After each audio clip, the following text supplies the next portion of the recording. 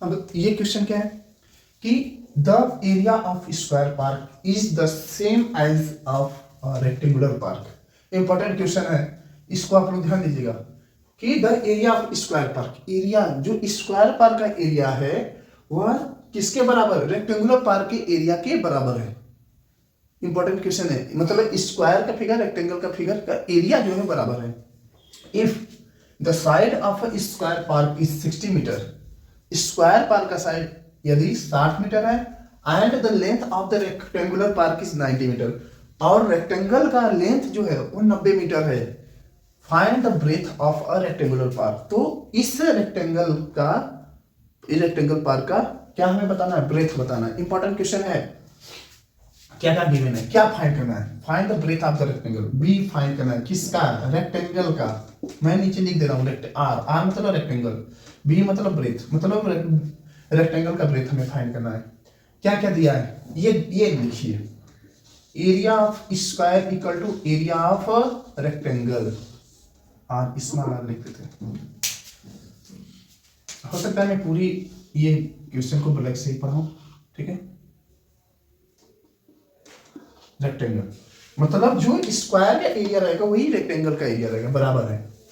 क्या है ये गिवन है, if the side of the square park is, side किसकी साइड, स्क्वायर की कितनी है 60 मीटर। भाई इसने क्यों स्क्वायर पार्क में एक ही क्यों दिया है, क्योंकि पार्क में स्क्वायर की सभी साइड बराबर होती है, ठीक है। और हमें ये पता करना है, और the length of the rectangular park, और क्या है लेंथ दिया है रेक्टेंगल का कितना है 90 मीटर।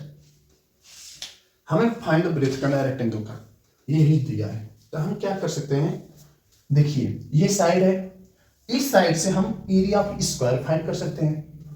जब एरिया ऑफ स्क्वायर फाइंड हो जाएगा तो यही एरिया ऑफ रेक्टेंगल हो जाएगा।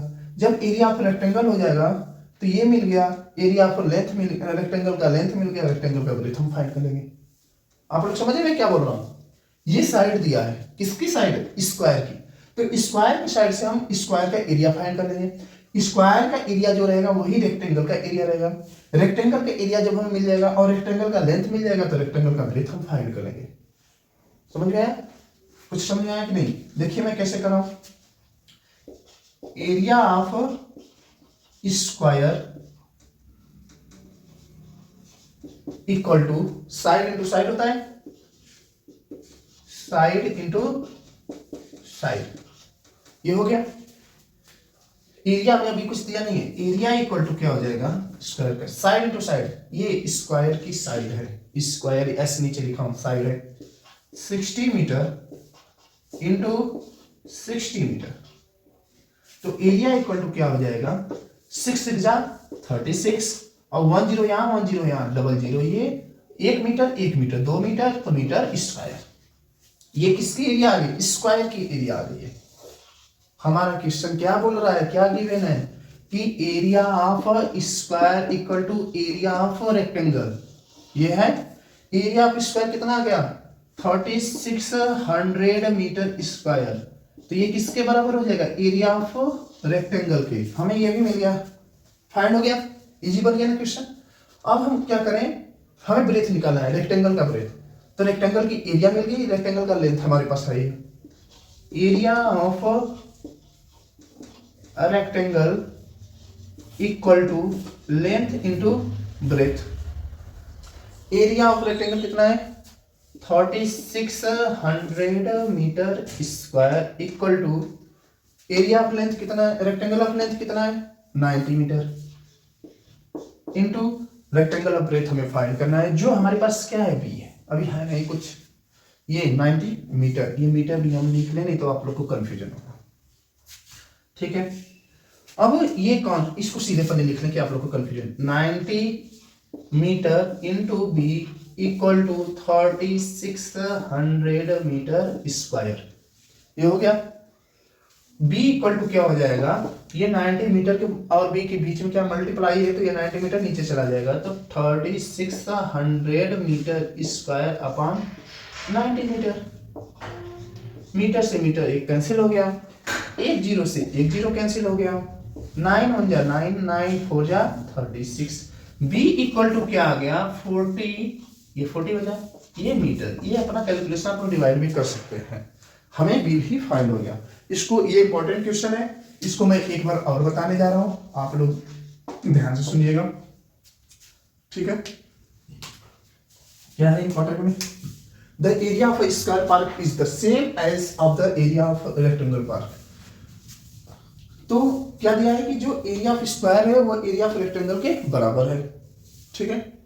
If the side of the square park is 60 metre, इस side of square park equal to 60 metre and the length of the rectangular park is 90 metre, और जो length है रेक्टेंगुलर पार्क की वो 90 metre है, तो find the breadth of the rectangular park. तो breadth पता करना है रेक्टेंगल का। तो ये साइड दिया है हमें, स्क्वायर की साइड दिया है तो स्क्वायर का एरिया इजीली निकल जाएगा। जब स्क्वायर का एरिया निकालेंगे, स्क्वायर के साइड से जब हम स्क्वायर का एरिया निकालेंगे तो वही हमारे बराबर है किसके, एरिया ऑफ रेक्टेंगल के। तो एरिया ऑफ रेक्टेंगल मिल जाएगा। एरिया ऑफ रेक्टेंगल जब मिल जाएगा तो area of length, rectangle of length पता है, तो रेक्टेंगल ऑफ ब्रेथ हम फाइंड कर लेंगे। कैसे, area of square equal to side into side, area equal to side हमारा कितना है स्क्वायर का 60 into 60, area equal to 3600 metre square, यहाँ भी मीटर, यहाँ भी मीटर, मीटर स्क्वायर, ठीक है। अब एरिया हमारा आ गया, area of square equal to area of rectangle दिया है, तो ये area of square 3600 metre square equal to area of rectangle हो गया। Area of rectangle equal to L into B, formula होता है, इसको भी अंडरलाइन कर देते हैं, ब्रैकेट में कर, सभी फार्मूले को मैं ब्रैकेट में कर देता हूँ, ठीक है। Area of rectangle equal to L into B, area of rectangle हमें कितना पता हो गया, फाइंड हो गया 3600 metre square equal to L कितना है 90 मीटर और बी क्या है फाइंड करना है। इसको मैं सीधे लिख लूं 90 मीटर इंटू बी इधर आ गया equal to 3600 metre square, B equal to क्या हो जाएगा, बीच में मल्टीप्लाई है, नंबर नीचे चले जाएंगे, 3600 metre square upon 90 metre, 1 metre यम से ये मीटर स्क्वायर है तो 1 कट जाएगा तो बचेगा 1 मीटर, 1 जीरो से 1 जीरो कट गया, ये 9 है, 9 4 जा 36, 44 होगा, एक जीरो बचा है ना, 2 जीरो था तो 40 हो गया, ये नीचे 1 बचेगा, तो बी इक्वल टू क्या हो जाएगा 40 मीटर, ये हमारा क्या हो जाएगा फाइनल आंसर हो जाएगा। ये एक्सरसाइज खत्म, अगली एक्सरसाइज अगले वीडियो में मैं फिर बताऊंगा। Thank you so much.